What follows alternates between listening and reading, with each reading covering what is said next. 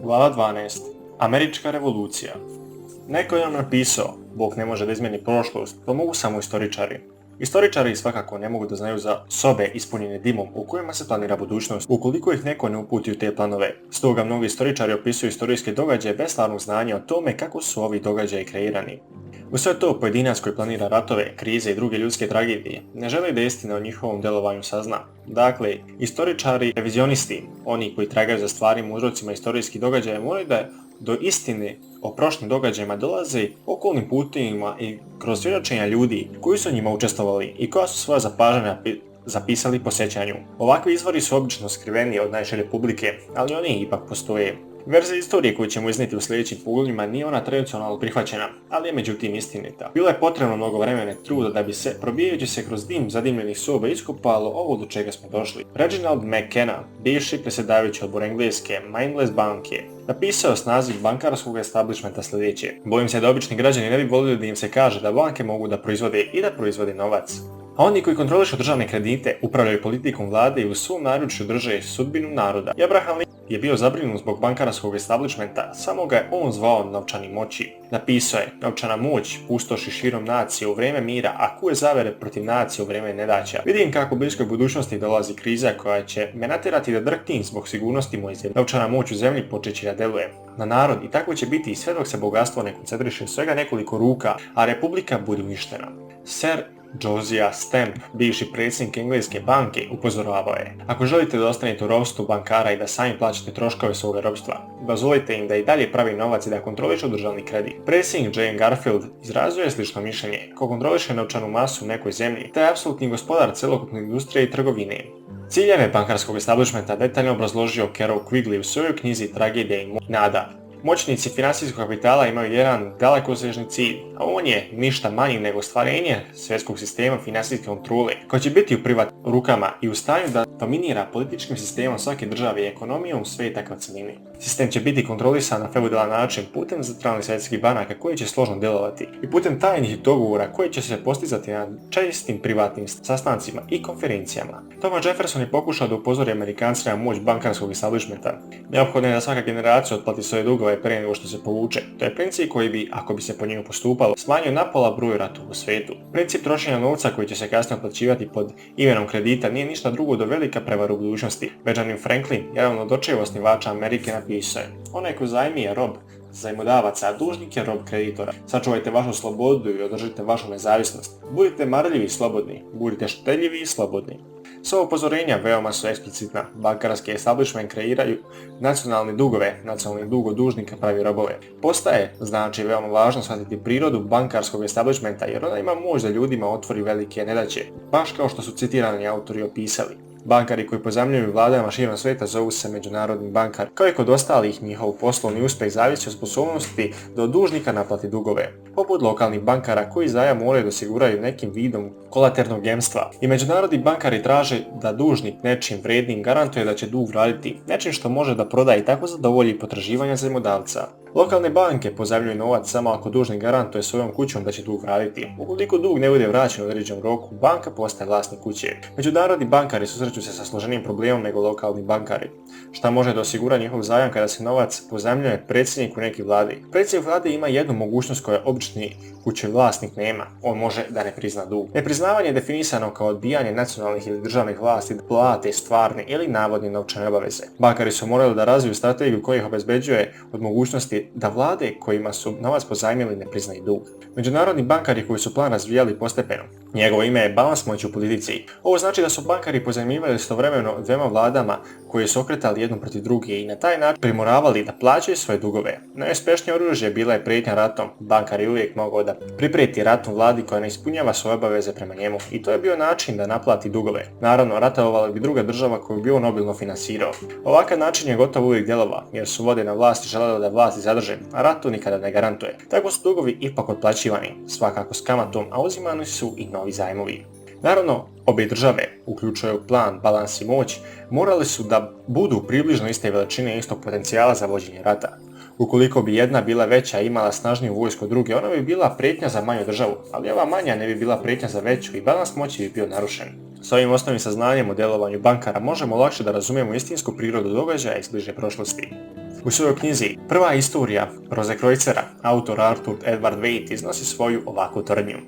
Ispod široke plime istorije teku nevidljive postrojne tajni društava koje često u dubini određuje opomene koji će se odigrati na površini. S ovakvim objašnjenjem na umu proučavanje bliže prošlosti započet ćemo američkom revolucijom 1776. godine. Tradicionalno objašnjenje istoričara iz prošlosti jeste da je uzrok revolucije bio američki otpor oporezivanju bez učešća u odlučivanju, ali ovaj navodni uzrok pada u vodu kada se vidi ukoliko se engleska vlast oporezovala koloniste. Porez je bio manji od 1% nacionalnog bruto proizvoda. Čini se da je bilo potrebno i nešto više da bi nagnalo Amerikance na sveobuhvatnu revoluciju protiv britanske vlasti, jer američki porezki obaveznici 80. godina ovog vijeka plaćaju porez u visini otprilike 40% svog dohotka američkim vlastima. I sve to sa veoma malom direktnom učešću u odlučivanju, koje je, na primjer, Amerikance pitao da li daju pomoć inostranstvu, žele li trku u svemiru sa Sovjetima, hoće li socijalno osiguranje ili ne. Revolucija protiv američke vlasti ipak nije izbila. Moguće da je gospodin Waite u pravu, verovatno su tajna društva koja spominje bila u delu s američkim kolonijama i prije osnivanja ove države i prije revolucije engleske vlasti. Možda se početak američke revolucije može naći u 1717. godini, kada su se 24. juna u Londonu ujedinile 4 masonske lože i otvorile veliku londonsku ložu. Osnovno načelo novog slobodnog zidarstva, koje je do tada uglavnom bilo gilda zidara, kamenorezaca i drugih graditelja. Ovim ujedinjenjem 4 lože se promijenilo. Od gilde slobodno zidarstvo je preraslo u crkvu, u novu religiju. Promijenilo se od profesionalnog zidarstva u filozofsko zidarstvo. Suštinska filozofija slobodnog zidarstva sadrži verovanje da su mistična misao i osjećanja na putu da iščeznu i da treba da ih zamijeni strogo logičko i racionalna osoba. Racionalno doba. Slobodno zidarstvo je pokušalo da sarađuje sa crkvom samo da bi bilo mogućnosti da djeluje iznutra, da racionalizuje učenje o Isusu i polako iz njega izbaci mistični sadržaj. Slobodno zidarstvo se nadalo da će postojati prijateljski i legalni nastavnik hrišćanstva. Smatrali su logiku i naučno mišljenje jedinim apsolutnim i stalnim elementom ljudskog uma. Nova masonerija nije branila otkrovenje, dogme ili veru. Njeno ubeđenje bilo je naučno da je njen moral isključivo društveni. Nova masonerija nije imala namjeru da uništi crkve, već se pripremala da ih uz pomoć napretka u idejama zamijeni. Ova nova moralnost proširila se 1725. po Francuskoj, nekoliko godina kasnije i po Americi, gdje su slobodnozidarske lože obrazovane 1731. i 1733. Jedan od poznatijih članova Filadelfijske lože bio je Benjamin Franklin, koji je pristupio 1732. Gospodin Franklin je postao veliki majstor, što je ekvivalent za predsjednika lože 1734. godine. Iz ove lože u Filadelfiji protekla inicijativa da se mnoge kolonije širom Amerike povežu u savez država. Ova filadelfijska loža St. John je 1731. godine stupila u vezu sa velikim londonskom ložom, a vojvoda od Norfolka, njen veliki majstor, naimenovao je velikog majstora za centralne kolonije. Njegovo ime bilo je Daniel Cox. Cox je bio prvi čovjek koji je javno predložio federaciju kolonija. Među prvim masonima u Americi bili su George Washington, Thomas Jefferson, John Hancock, Paul Revere, Alexander Hamilton, John Marshall, James Madison i Ethan Allen. Svi oni su znameniti američki patrioti i učesnici američke revolucije. U novije vrijeme još najmanji 12-storica američkih predsjednika bili su masoni: Andrew Jackson, James Polk, James Buchanan, Andrew Johnson, James Garfield, William McKinley, Theodore Roosevelt, William Howard Taft, Warren Harding, Franklin Roosevelt, Harry Truman i Gerald Ford. Pored ovog direktnog utjecaja masona na američku revoluciju, bilo je njihovo i diskretnog utjecaja. Kontinentalni kongres je 4. jula 1776. godine naimenovao Benjamina Franklina, Thomasa Jeffersona i Johna Adamsa da, kao komitet trojice, priprema nacrt za pečat Sjedinjenih država. Dvojica, ako ne i treći, bili su masoni, a pečat koji su kreirali, posebno njegov revers, sadrži masonskog simboliku od masonskih tajne. Prema samim masonima, dizajn na reversu pečat skriva tajni red i izgubljeni riječ drevnih slobodnih zidara. Motiv koji je upotrebljen je piramida, zato što je i u dnevnim vremenima, od kada slobodni zidari potiču kao i danas, nisa bila ista sprovesti Božju volju na zemlji. Taj rad je nedovršen, stoga ni piramida na pečatu nije završena. Svaki brat mora dati svoj udeo, znajući da je njegov rad nagleda i vodi sve vidjeći oko Božje. Šta god slobodni zidari bili, oni stalno izazivaju nedoumice na svim nivoima društva i još od 1717. godine. Prva formalna deklaracija protiv organizacije pojavila se 21 godinu poslije njenog osnivanja, odnosno 1738. kada je Rimokatolička crkva zvanično osudila slobodno zidarstvo u obliku bule koju je izdao Papa Kliment XII.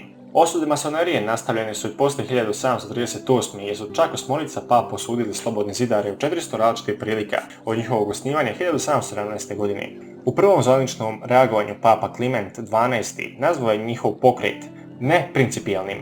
Jedan od njegovih nasljednika, papa Lav 23. optužuje masone da ciljaju na zbacivanje religije uopšte kao i političkog i društvenog sistema zasnovano na hrišćanskim institucijama i da teže uspostavljanju poretka stvari koje se zasniva na čistom naturalizmu.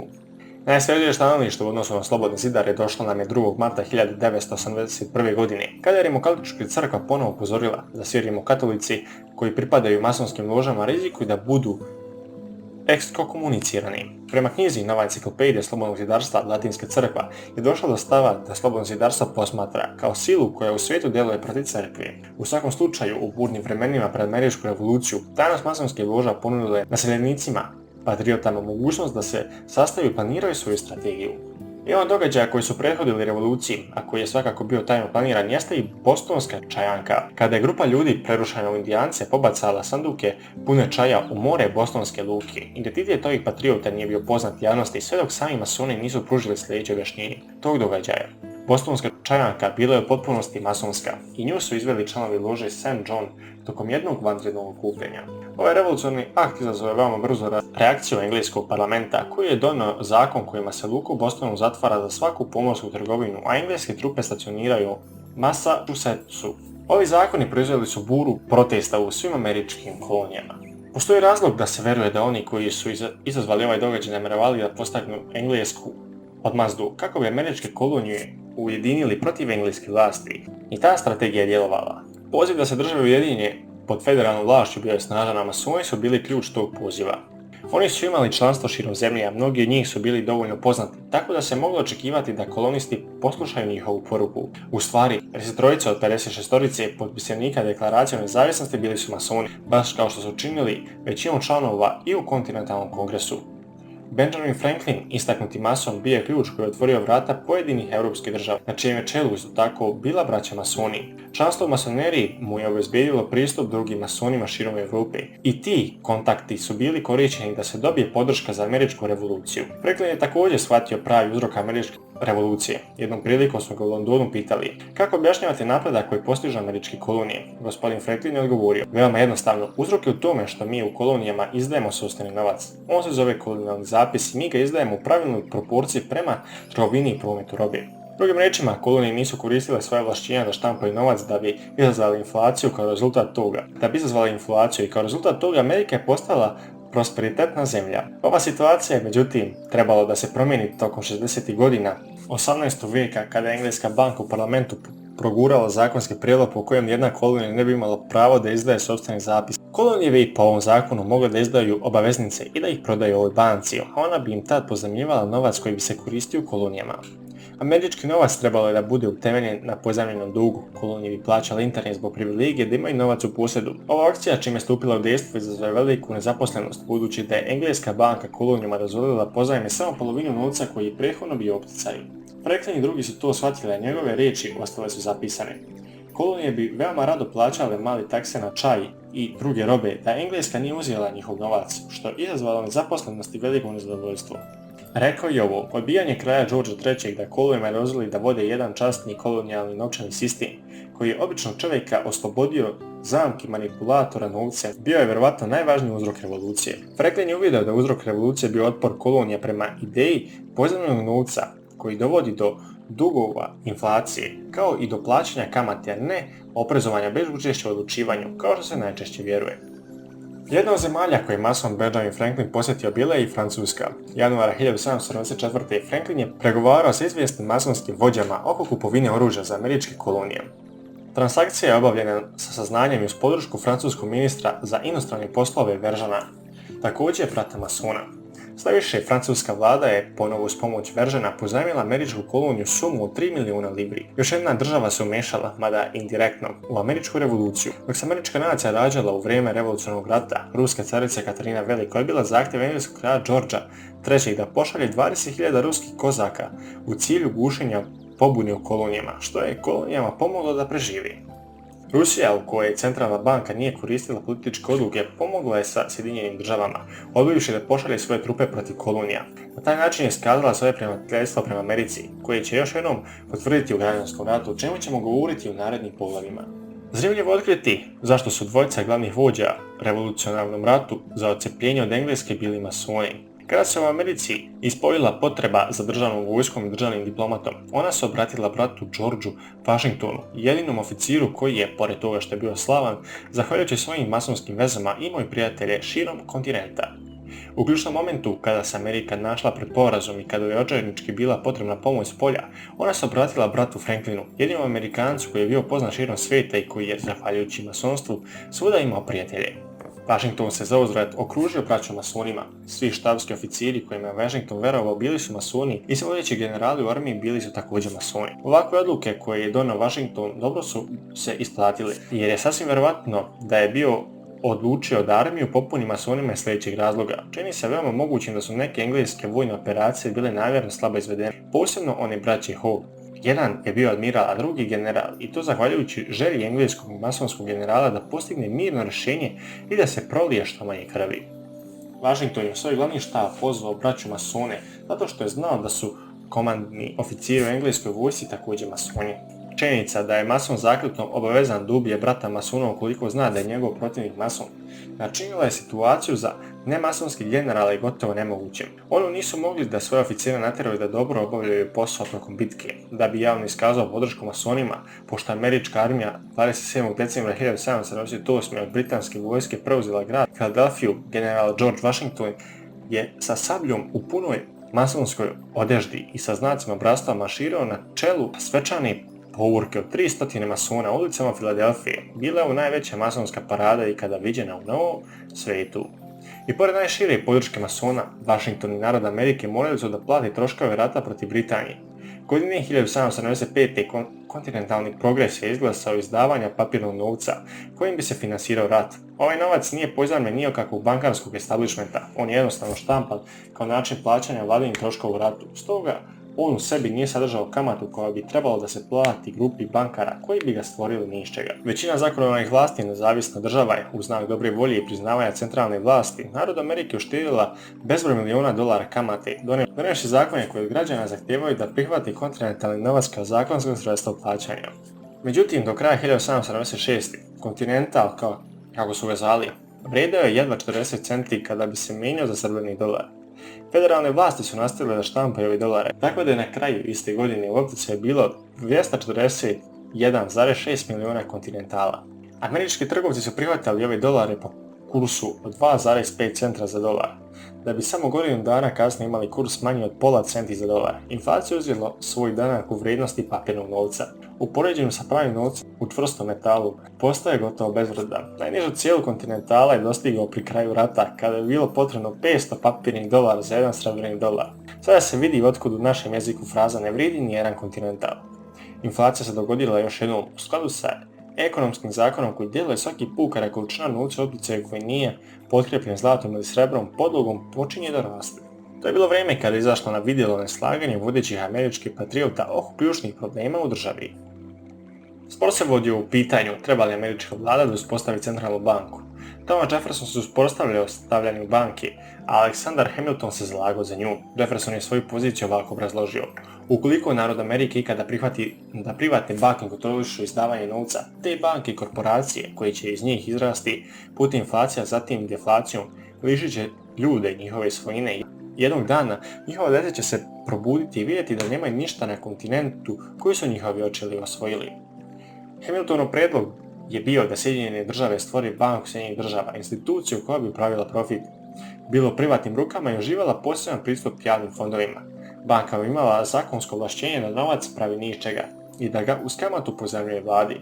Hamilton je smatrao da većina ljudi ne zna da koristi svoj novac. Predlagao je da je najbolje da se te stvari prestupe bogatima. Jedno društvo koje ne ujedini kamate i kredite bogatih i države ne može da se uspije. Sve zajednice podijeljene na manjinu i većinu. Prvi čini bogati otmenu roda, a drugi čini masa naroda. Narod je buntovan i promjenjiv, on rijetko prosuđuje i odlučuje ispravno. Jefferson je odgovorio optužbom da će bankarski establishment, kada se im pruži prilika da po želji manipulišu količinom novca u opticanju, proizvesti nizove nevolja za narod. Napisao je: pojedinačna tiranska djela mogu se prepisati slučajnom dnevnom stavu, ali serija ugnjetavanja za početka u kritičnim periodu i dosljedno nastavljanje raznim promjenama kabineta isuviše jasno pokazuje namjeran, sistematski plan koji nas baca u ropstvo. Zavjera na koju Jefferson ciljao bila je u stvari plod grupe pod imenom Jakobinci, koju je stvorio francuski ogranak iluminata.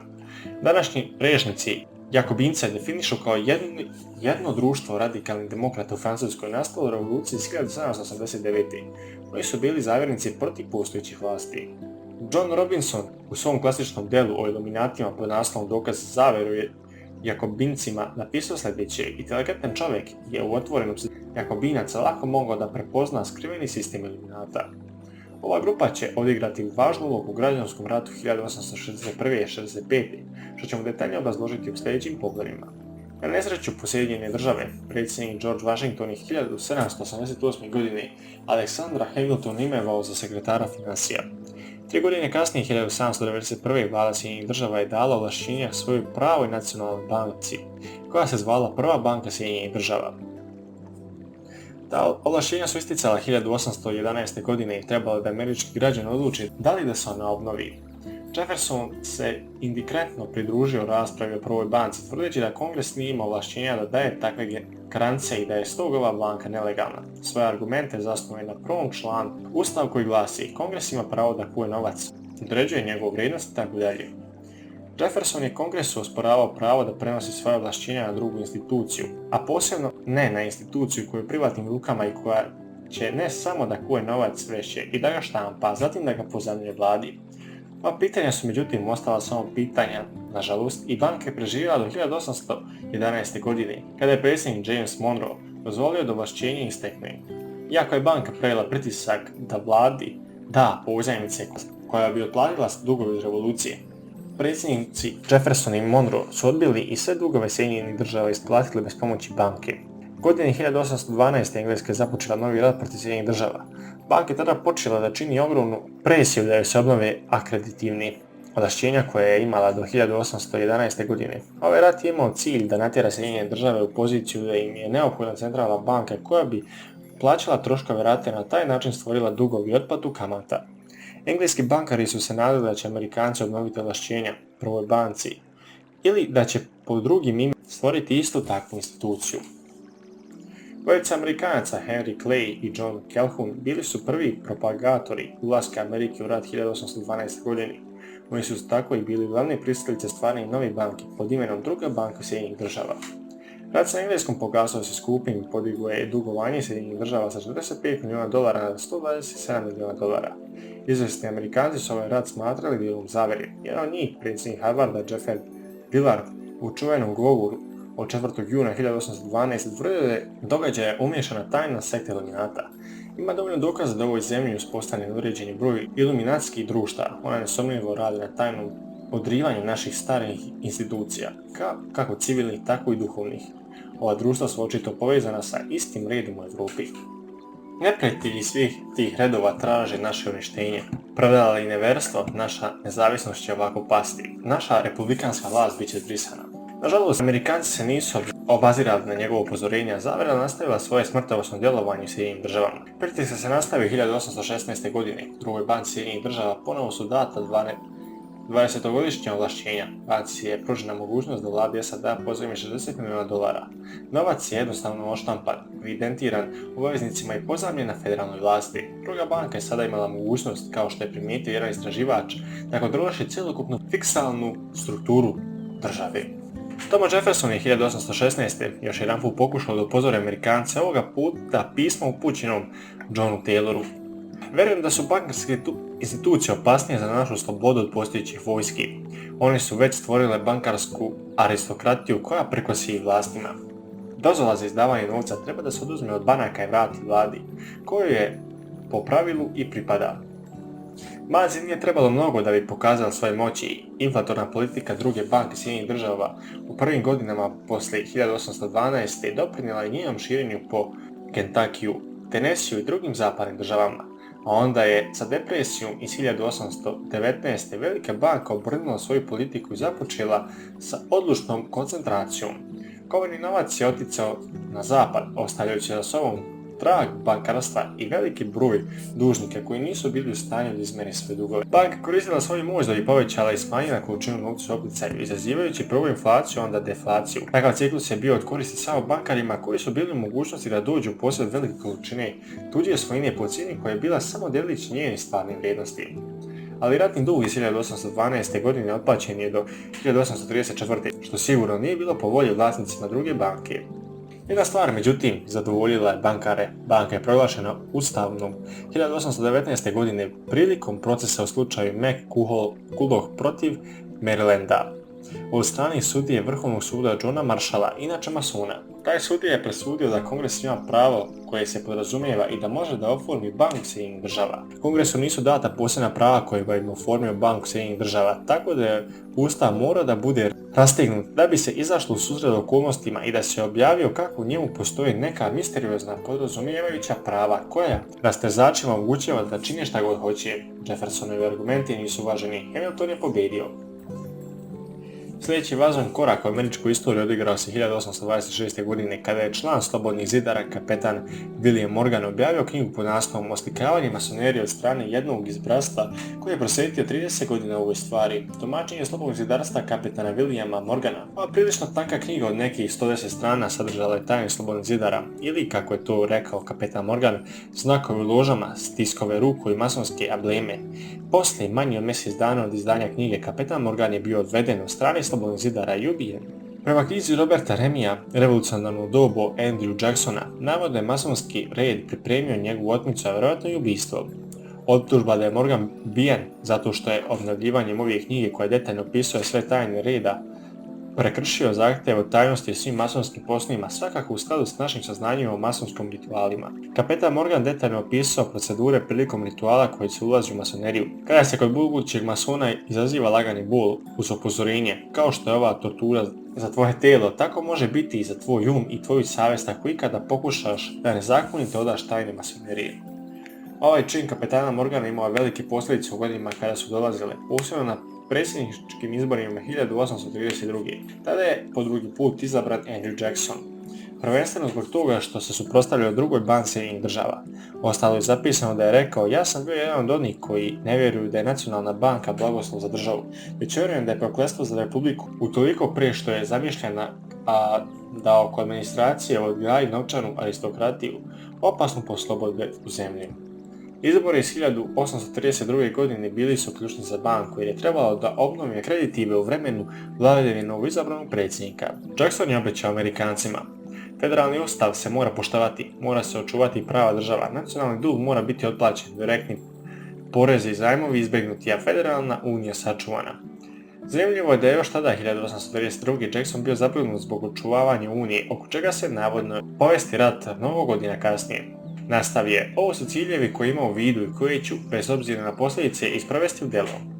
Prije ovih izbora formirana je 1830. godine jedna nova partija. Njeno ime bio je Antimasonska partija. Cilj ove partije bio je da se narod Amerike upozori na zlo koje masoni donosi zemlji, a povod njenog nastajanja je bilo ubistvo kapetana Morgana.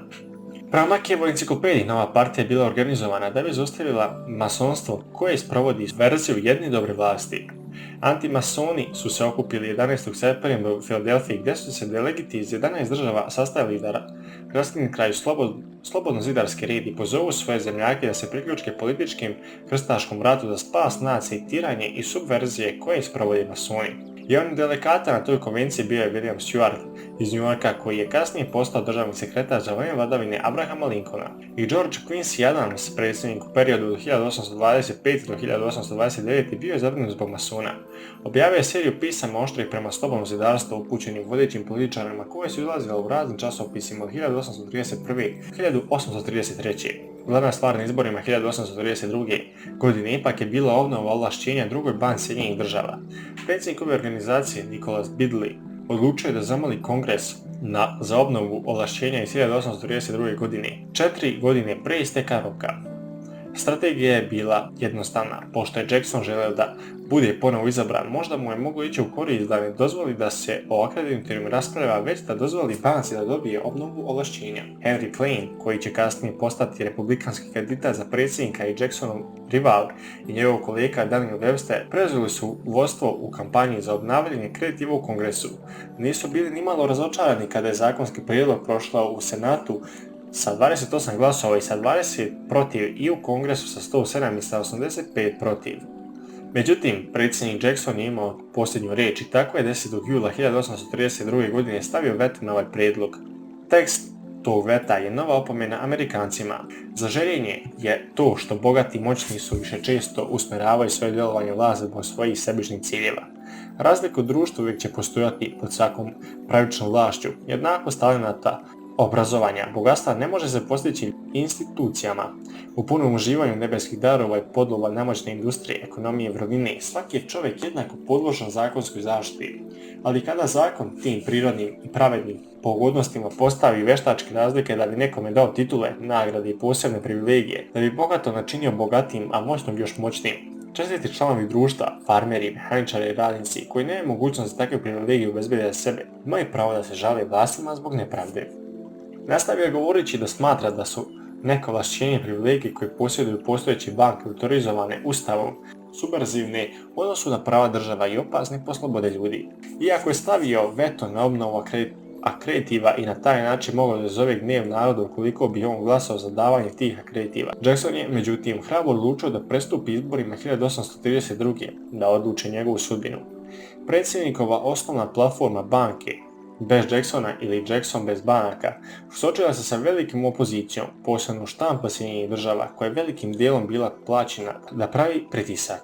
Ovo znači da je bilo elemenata u poslovnim krugovima koji su imali namjeru da izvuku korist iz obavljanja kreditiva u banci. Očigledno da jedino narod Amerike nije želeo obnavljanje kreditiva, pa je odgovorio izbornom Andrewa Jacksona za predsjednika. Rezultati izbora bili su sljedeći. Kandidat Jackson, procenat glasova 55%, Clay, procenat glasova 37%, kandidat antimasoni, procenat glasova 8%. To znači da su približno 2 od svaka 3 glasača, to jest oni koji su glasali ili za Jacksona ili za antimasona i glasali protiv obnavljanja dozvole drugoj banci Sjedinjenih država. Poslije izbora predsjednik Jackson je naredio Biddlu da vladine fondove povuče iz depozita banke, ali je Biddle to odbio. Da bi pokazao svoje nezadovoljstvo Jacksonovim direktivom, Biddle je naredio opšte ukidanje zajmova širom svog bankarskog sistema. Biddleovo naređenje je bilo toliko iznenadno, a njegova posljedica toliko da je zemlja gurnuta u ekonomsku paniku. To je bilo upravo ono što je Biddle i želeo. Ogromna moć banke da uniši na tržištu sada je korišćen protiv naroda, iako je taj narod glasovima uskratio povjerenje banci. A bio je u pravu, ljudi nisu željeli bankarski establishment i sada su kažnjeni zato što su glasali protiv njega. Biddle je značajno iskresao iznos zajmova u period 1. augusta 1833. do 1. novembra 1833. godine. Preukupan iznos zajmova od $18 milijuna smanjen na nekih $14,5 milijuna. Biddle je svoje ovo okrenuo drugim putem i prisilio banke da povećaju količinu novca u opticaju sa $52 milijuna u januaru 1833. na $108 milijuna u toku godine i $120 milijuna u sljedećoj godini. Biddle se spustio u kampanju koji se radikali iznad svega plaše, namjerno stvaranje panike sa ciljem da vlast ucijeni zbog obnavljanja akreditiva banci. I evo šta je sam izjavio. Samo dokazuje padnje velikih razmjera proizvešću utisak na kongres. Moj put je nacrtan. Sve druge banke i svi drugi trgovci mogu da popuste, ali banke Sjedinjenih država neće. I naravno, ciklus je kontrakcija i širenja izazvali su upravo vrstu ekonomskih problema koje je Biddle anticipirao. Poslovi su propali i ljudi su zbacivani s posla, do novca se nije moglo doći. Predsjednik Jackson je prozreo Biddleove poteze i uputio još jednu u nizu opomena naroda Amerike. Veliki napori kao ova banka preduzela da bi nastavila vladu po kontrolu i nesreću koju je namjerno prouzrokovala samo su slika sudbine koja čeka američki narod ukoliko bude uvučen u obnavljanje ove institucije ili uspostavljanje slične. Jackson je smatrao da će Biddleovi postupci uništiti ne samo ekonomiju Sjedinjenih država, nego će imati utjecaj na Europu, da banka predstavlja prijetnju njegovoj ličnoj bezbednosti. Svom potpredsjedniku Martinu Van Burenu je rekao: banka, gospodine Van Buren, pokušava da me ubije, ali ja ću ubiti nju. Nije sigurno da li je Jackson mislio da banka pokušava da mu uništi političku karijeru i da ga liši života, no svejedno 30. januara 1835. godine atentator Richard Lawrence je na njega ispalio metke iz 2 pištolja s malog rastojanja. dva puta promašio Jackson i ostane povrijeđen. Lawrence je kasnije utvrdio da je bio u vezi sa moćnim ljudima iz Europe koji su obećali da će investirati ako iko pokuša da ga kazni. Pored toga što je bio prvi američki predsjednik na koga je pokušan atentat, Jackson je bio prvi američki predsjednik čija je odluka naknadno izmijenjena. Senat se marta 1834. saglasio glasajući 26:20 da zvanično priznači Jacksonovu odluku o povlačenju vladinog depozita iz banke Sjedinjenih država, bez ovlašćenja Kongresa SAD-a. Jackson je za ovo odmah okrivio banku. Rekao je, toliko su očigledne bile zloupotrebe i pokvarenosti banke, toliko jasno bio njihov plan da novcem i silom kontrolišu vlast i promijeni njen karakter. Iako je pokušao da gospodari vladom njegovim uklanjanjem sa mjesta predsjednika, Senat je 1837. godine preinačio ovu odluku glasujući 24:19. Pored svih muka i nevolje u ovom periodu, Jackson je uspio da za 8 godina svoje vladavine u potpunosti likvidira nacionalni dug. Posljednju pozornost Amerikancima Jackson je uputio prilikom opraštanja govora. Kada je napuštao mjesto predsjednika usred Sjedinjenih država je nesumnjivo namjeru da osigura promet zlatarnog i srebrnog novca, ali uspostavlja nacionalnu banku od strane Kongresa koja ima privilegiju da izdaje papirni novac kojim se ne mogu plaćati javni dugovi.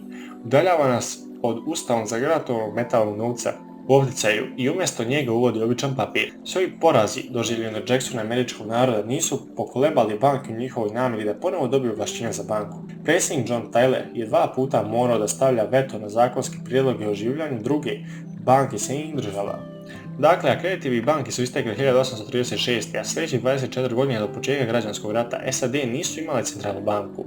Bar do 1861. znači pokušaj bankara da Sjedinjene države upletu u mrežu stalnog bankarstva establishmenta bili su neuspješni.